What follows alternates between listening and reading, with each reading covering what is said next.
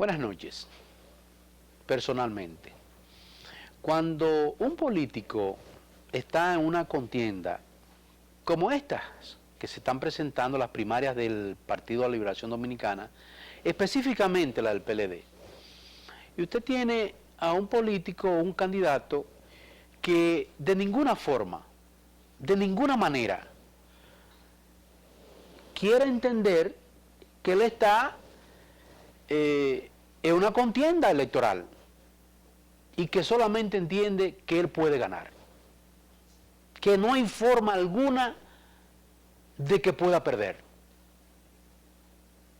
Óigase, no hay manera, no hay forma que se le presente un evento en que pueda perder.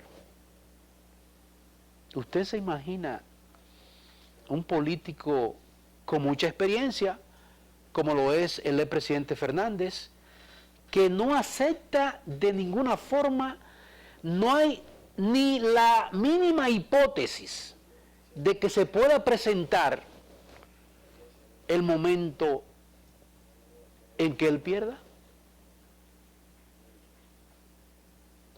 ¿Yo o que entre el mar? Fíjense, y se habla de la intolerancia, de poder, de todo lo que a él se le ocurra en su mente. En conclusión, no puede perder. Según él, no puede perder. No hay contrincante. No hay nadie que aspire al contrario, solamente es él. Esa es la posición del expresidente Fernández. Cuando las encuestas, por más que usted vea que diga, le dan ganador al adversario, que es Gonzalo Castillo, y el expresidente Fernández no asimila, no percibe. Es posible que sí, pero que él está radical en que él no puede perder. Imagínese usted una persona que ha representado como primer mandatario al Estado en 3 ocasiones, presidente de un partido de esa magnitud, con muchos seguidores, porque hay que decirlo, que él no entienda, que él no digiera, que él no asimila, que el domingo próximo puede caer derrotado, porque solamente es él o que entre el mar.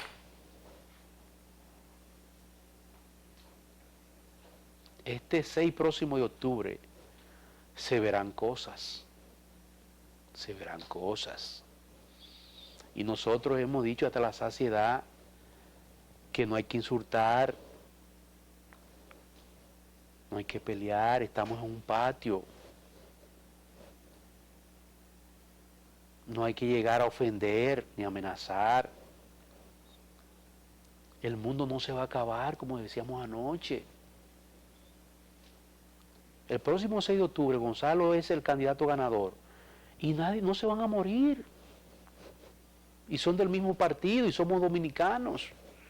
El expresidente Fernández, hemos dicho también que él ha hecho sus aportes a la sociedad como presidente, como ciudadano. Pero él tiene que entender que no es él que entre el mar. Danilo Medina no está en la reelección. Y nadie se ha muerto, ni a él le ha dado un infarto por eso. Y es el hombre con el liderazgo más fuerte políticamente hablando aquí. La mayoría quería que el presidente se reeligiera. Y no se dio, y no se han muerto. Entonces el expresidente Fernández tiene que entender eso. Porque no es posible que él crea que lo tenemos como cliché, que él le prestó la silla a Danilo y que él estaba de vacaciones y que hay que dársela otra vez.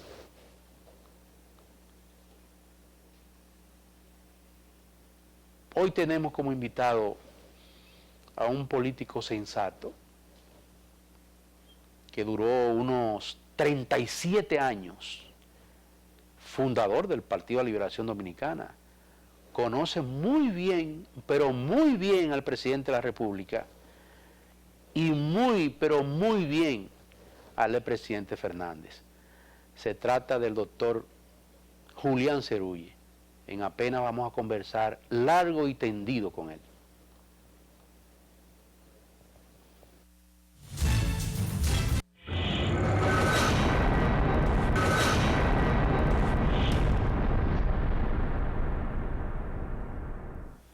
Esta noche con nosotros el doctor Julián Cerulle.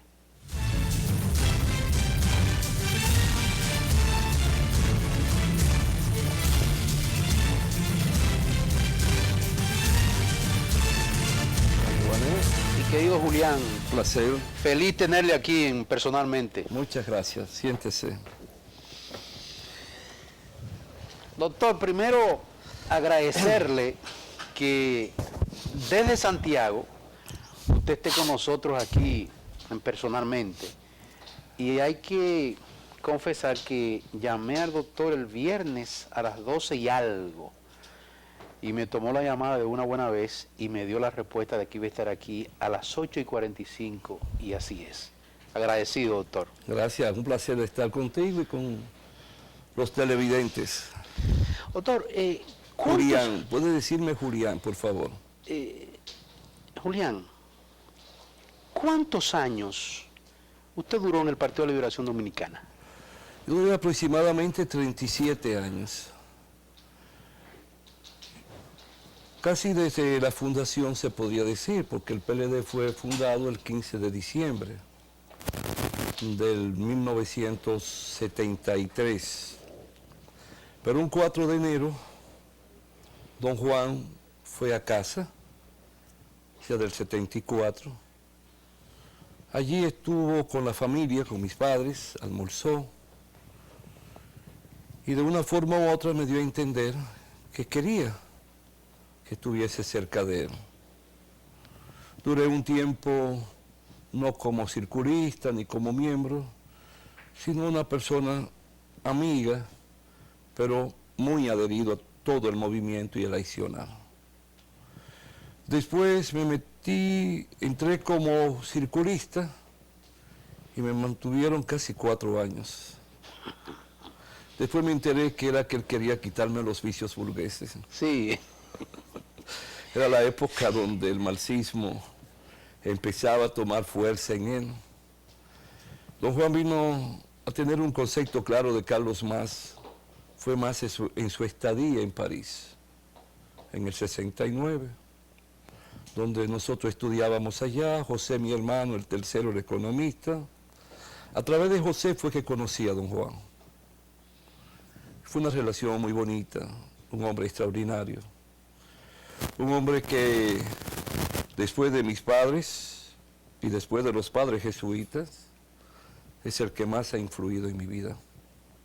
En los principios, en los conceptos de dignidad, de lealtad y de amor a los demás. Amor en particular a los demás. Ser solidario.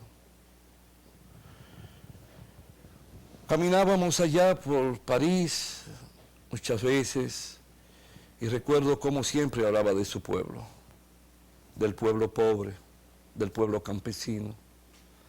Resaltaba que sus cuentos tenían como musa al campesino, a los jornaleros. Siempre hablaba con aquel amor, aquel entusiasmo por una patria digna, por una patria diferente,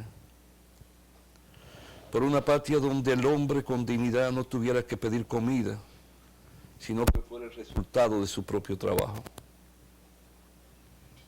Una moral de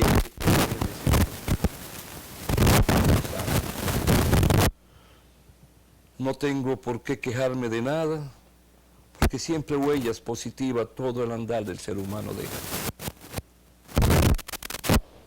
Hoy guardo recuerdos entrañables de quienes fueron mis compañeros. No soy juez de nadie. No puedo decir nada más.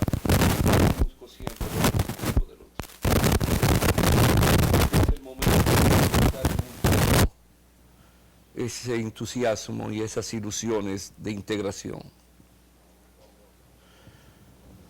Estoy alejado de la vida partidista,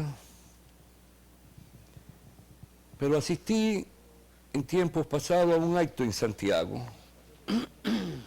Asistí a la Arena del Cibao. Quise escuchar personalmente a alguien que lo escuché hablar a través de un programa de radio matutino y después lo vi en un programa de televisión y escuché que hablaba de amor, escuché que le pedía a sus seguidores que no injuriaran a nadie, con palabras entrecortadas, como suele ser el hombre que proviene del campo. Me sorprendió cuando hablaba de la integración del pueblo. Me sorprendió cuando dijo que los pobres son primero. Cuando me dio a conocer lo que él piensa. Y eso me motivó a ir a ese acto. Y sigo escuchándole. Eso fue reciente ahora, doctor. Sí. Y veo que es una persona que de los precandidatos que seguían al presidente Danilo, a él como el que estuvo en educación, eran los únicos dos que yo no conocía personalmente. Los otros son personas muy queridas mías, pero en él encontré un discurso, más que discurso, pinceladas de ideas, sin ser altisonante. Y cuando lo vi por primera vez de cerca, sentí que estaba ante un joven de mi pueblo. Estaba ante un integrante de esa nueva generación que ha ido pariendo esta tierra. Y eso me hizo recordar una expresión del presidente de la República en su último discurso. Usted se refiere a Gonzalo Castillo. Sí. Cuando el presidente hablaba de sangre nueva. Yo soy de lo que creo que este país en este momento goza del privilegio de una generación extraordinaria,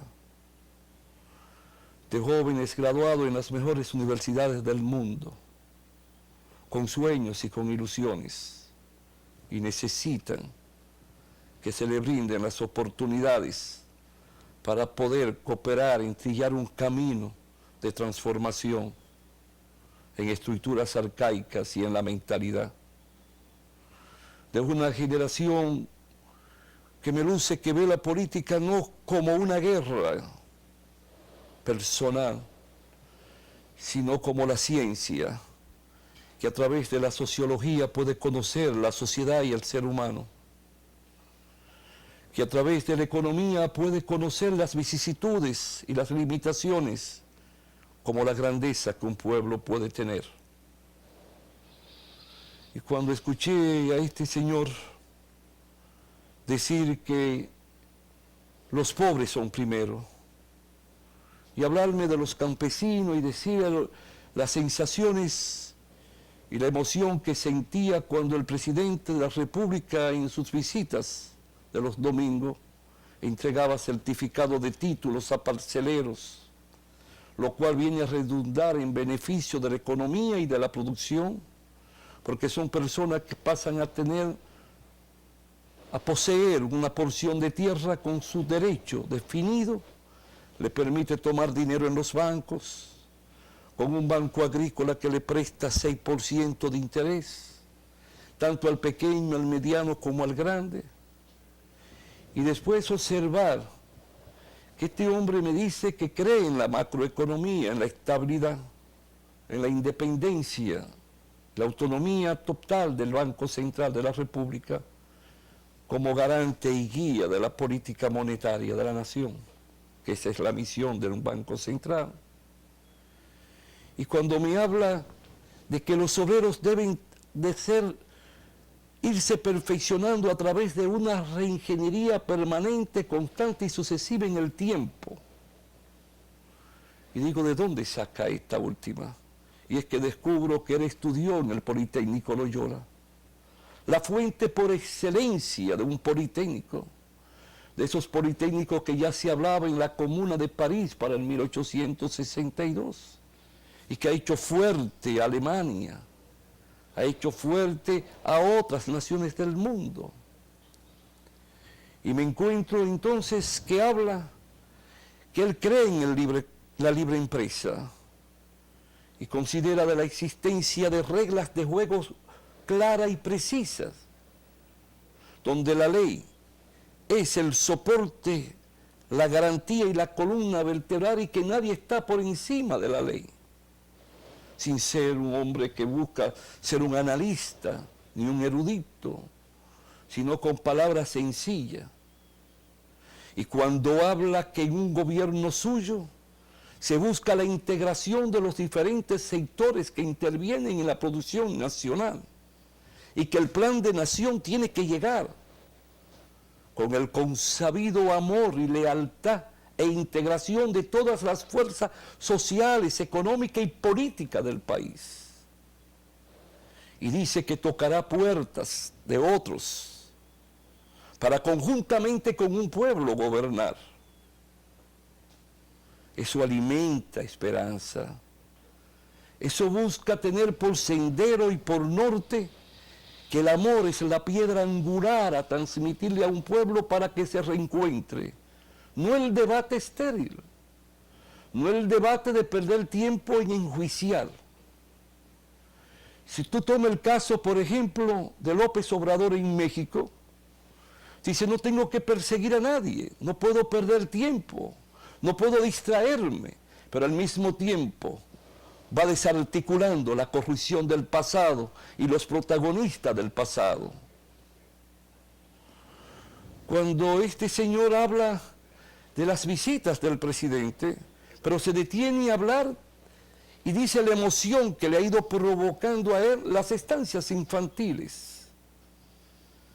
Dice, eso me emociona lo que el presidente ha ido desarrollando y eso me obliga mañana a la escala geométrica a desarrollar. ¿Por qué? Porque cada vez que hay una estancia infantil con 50, 60, 100 niños, con profesores adiestrados, desde 0 días a 5 años, donde le dan su leche, donde le enseñan a gatear, donde le enseñan a caminar, y donde te salgan de allí aprendiendo a leer y a escribir, y donde la madre obrera no tiene que gastar en el barrio ni dejar al niño con nadie extraño y no tener la duda ni la incertidumbre si se cae o se golpea al niño, o si le dieron o no le dieron la leche, sino que el Estado protege ese derecho. Su poder adquisitivo crece, pero la producción crece y la calidad crece, porque no está siendo víctima ni sujeta en el pensamiento a un accidente de trabajo. Y cuando alguien vuelve a hablarle de eso a un pueblo, sin ser un erudito en la seguridad social, es porque está considerando que la seguridad social es la columna vertebral para la paz, la estabilidad y el desarrollo integral de los pueblos, desde la cuna hasta más allá de la tumba, donde la vejez estará garantizada, donde asimismo como se desarrolla en las estancias infantiles, ya está en el pensamiento de eres lo que deduzco, que vendrán las casas para envejecientes. Pero al mismo tiempo, cuando me habla del primer empleo, como hablan los franceses, los españoles y los alemanes, que tienen legislaciones especiales para el primer empleo y la garantía y la protección del joven que sale del bachillerato técnico, que es el trampolín entre la masa obrera y el capital, de aquel que va a dirigir, aquel que va a guiar y aquel que se va a ir perfeccionando constantemente, porque se van a buscar los técnicos japoneses, los técnicos alemanes, los técnicos de todos los países del mundo que pueden cooperar con nosotros a través de sus embajadas. Estoy viendo una mente sana, suave. Estoy viendo una mente que no tiene que buscar la palabra calumnia ni el ultraje. Este es un pueblo que no puede perder un segundo en el andar de su vida. Cada minuto que se pierde nacen millones y millones de pobres en el mundo. Y si hoy dejamos de dar respuestas a los pobres, y si hoy dejamos de dar respuesta a la estabilidad, a la inversión nacional y extranjera, entonces no vamos a conjugar la estabilidad y la integración del desarrollo del mañana. Eso me ha motivado que el 6 de octubre yo pueda ir a votar y entregarle mi voto a ese joven. a algo nuevo, a algo diferente, a algo donde no tiene un grupo. Nadie puede considerarse en ese partido que tiene una bandeja de plata asegurada por el hecho que le siga, sino que va a buscar, es lo que espero, es lo que anhelo que surja, los mejores valores de su partido y de su pueblo. Julián, ¿podría correr riesgo la política del presidente si no viene alguien que le dé continuidad a esa política como Gonzalo Castillo, por ejemplo? Lo primero es que si alguien no reúne las características de la humildad que irradia el presidente para hablar con los campesinos y hablar con los pobres, si alguien no transmite una confianza a los empresarios nacionales y a la inversión extranjera, solo tiene que observar de agosto, a partir de ahora, el presidente tiene que dejar su casa en orden, tiene que pagar deudas, interna como externa. El presupuesto no es el mismo a final de agosto. 3 meses después del año 2020 son también de incertidumbre, porque tú tienes que esperar cuál va a ser la recaudación. Y todo eso es alargar y perder tiempo y recomenzar. Si es alguien que es de la confianza del presidente, y si es alguien que está esculpido a la forma del presidente, corrigiendo muchas cosas, porque con todo no estoy de acuerdo, con todo no estoy llamado a coincidir con el presidente, pero si pongo en una balanza, me encuentro que es más positiva que negativa. Y nada es perfecto. Hay cosas que quise que hiciera. Hay aspectos que pensé que podía dar saltos. Pero todo no es como yo lo crea. Hay que estar en la silla de alfileres. No soy quien para enjuiciarlo ni cuestionar. Sí veo con buenos ojos mucho de lo que ha hecho. He visto cómo el sueldo, aunque no sea lo que es requerido, pero ha aumentado a los obreros. No es porque haya una fuerza sindical, no es verdad. No tenemos fuerza sindical hoy en día en República Dominicana.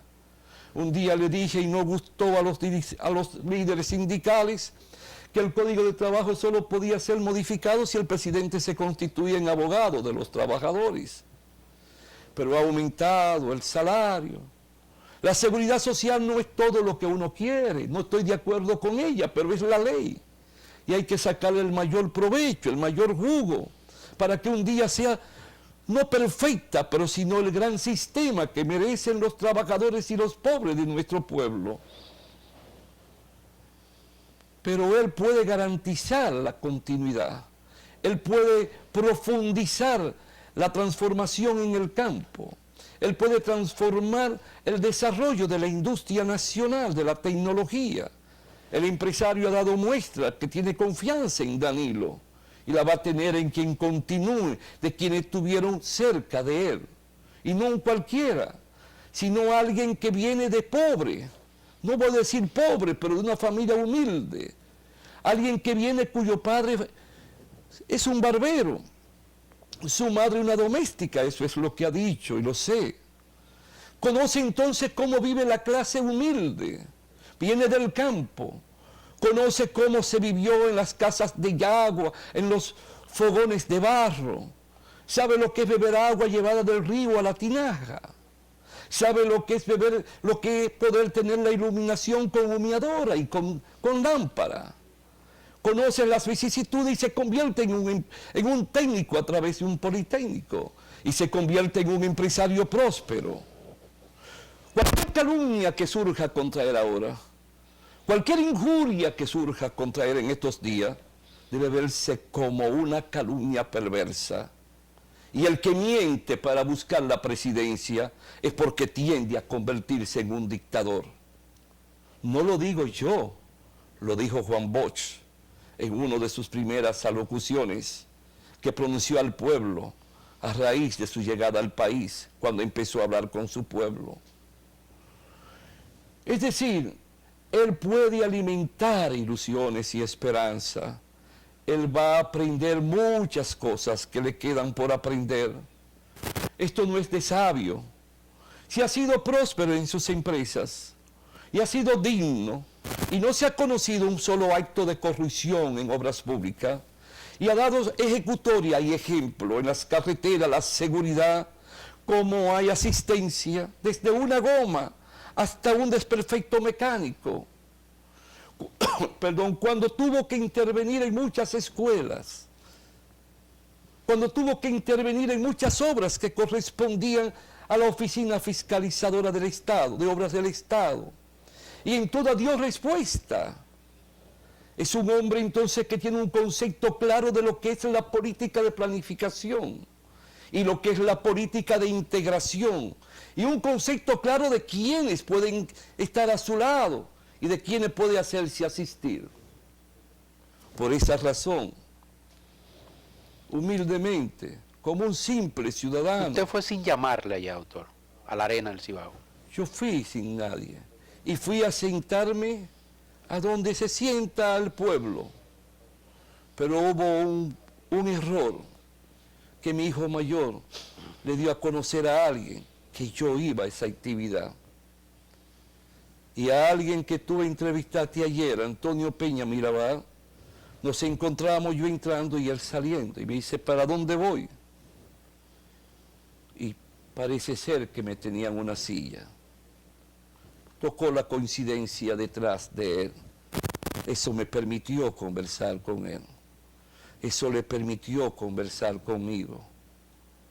Y me dijo muchas expresiones. Recordó cuando yo iba al sur a dar conferencia para los 80. Sí. Y me dijo que en la segunda conferencia tenía como 16 años y las lágrimas se le salieron. Me dijo que tenía ya el sentimiento de amor hacia lo desposeído. Fíjate algo. Escucha algo. Algunas veces soy rabioso conmigo mismo, porque veo que hay hombres y mujeres y niños que no comen caliente 3 veces al día en este pueblo, porque es mucho el tiempo que otros gobernantes desperdiciaron.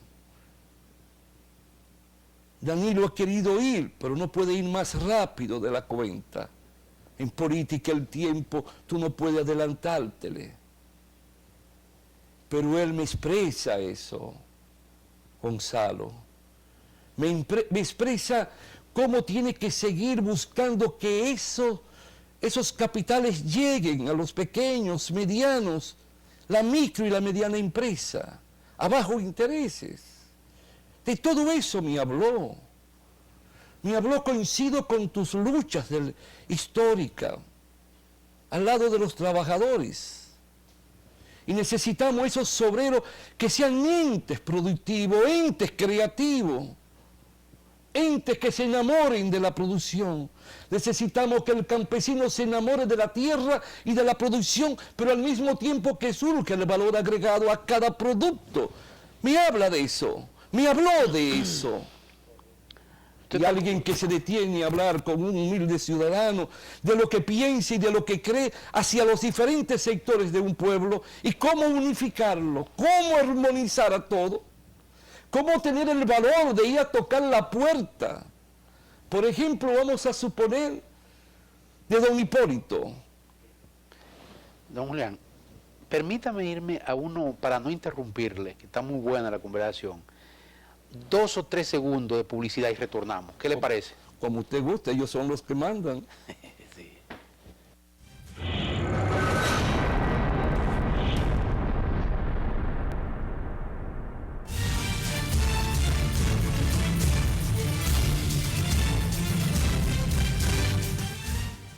Conversando con Julián Zerulle, una conversación súper interesante para nosotros. Julián, en estos tiempos, el hablar bonito es tan importante para un proyecto político. No necesariamente. Danilo no es un tribuno. cuando habla con los campesinos, cuando habla con los empresarios, no entienden. Todo depende de la forma. Por ejemplo, el presidente Leonel es una persona de un hablar muy fluido. Y Leonel es una persona caballerosa. Es un intelectual acabado. Gobernó 12 años su país. Por eso nunca vi con buenos ojos ataques personales de compañeros, como tampoco veo con buenos ojos ataques personales de llamados compañeros al presidente, a un presidente que no ha cogido vacaciones en 7 años, con hijas, con su esposa, con un presidente que sale de viaje y no se puede decir que va a grandes restaurantes. Danilo se entregó por completo. Entonces, lo que vale en la vida política es hablar con el pueblo, ideas, elementos constructivos. Don Juan nunca fue un tribuno, no era un Balaguer, pero era un hombre que educaba a su pueblo. Recuerdo que una señora que trabajaba en mi casa, ya muy mayor, se sentaba al suelo cuando don Juan hablaba por televisión y le preguntaba si lo entendía. Claro, me acaba de narrar un cuento, lo entendí, habló mi lenguaje. Mao Zedong, aquel fundador de la gran república que va a cumplir 70 años ahora, de China continental, decía que tú tienes que buscar el lenguaje simple, sencillo, para hablar con tu pueblo. Y la gran mayoría nuestra son analfabetos funcionales. Pueden saber leer y escribir, pero muchos no saben razonar, ni saben definir el bien del mal o el mal del bien. Hay quienes le hablan bonito a su pueblo, pero no le hacen ver que es un pueblo que debe levantarse de la ceniza y esculpir su destino. ¿Cuántas veces nos dicen que los dominicanos son vagos, haraganes? Y esa es una mentira. El dominicano se va a Estados Unidos, se va a Europa y hace de todo para sobrevivir y se destaca. El dominicano es la resultante de cómo tú lo motives, de cómo tú le pongas a ellos las oportunidades para transformarse a sí mismo y poder transformar todo lo que le rodea, esculpir. Este es un pueblo que hay que unificarlo.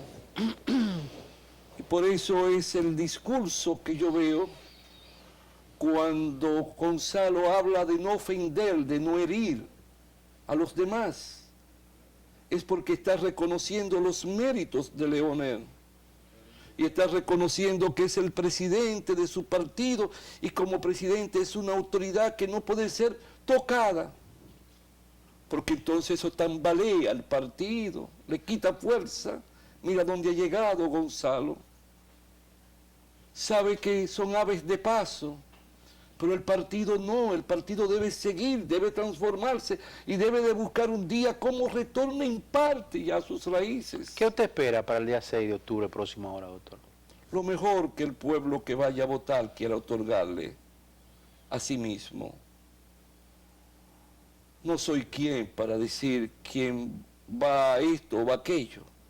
Yo sí he dicho, voy ahí a dar mi voto, por como dijo Danilo, sangre nueva, espíritu nuevo, donde no florezca el odio, donde no florezca la maldad, donde no florezca la insidia ni la petencia, sino de un estadista que surja con sueños e ilusiones y buscar a su pueblo, abrazarse con su pueblo, caminar con su pueblo, hablarle a su pueblo y oír a su pueblo. Y de ahí va a salir todo lo grande para caminar más rápido, y tengamos jóvenes y niños que surjan en un mundo de dignidad. ¿Y qué es la dignidad? El yo poder vivir de mi trabajo, de mi capacidad, de mi ilustración. Julián, muy agradecido que se haya trasladado de Santiago aquí personalmente. ¿Y ves que pasamos una hora y no hemos injuriado a nadie? Es así, ¿Ves que no hemos maltratado a nadie? como debe ser. Si me permite un segundo, Por favor, por favor. ve lo que son las injurias. Una vez escuché cómo injuriaron a Hipólito, pasaron las elecciones, jamás se volvió a hablar de eso. Se ve que la injuria era mentira. Una vez se habló de un señor que no conozco bien, Miguel Vargas, cuando fue candidato.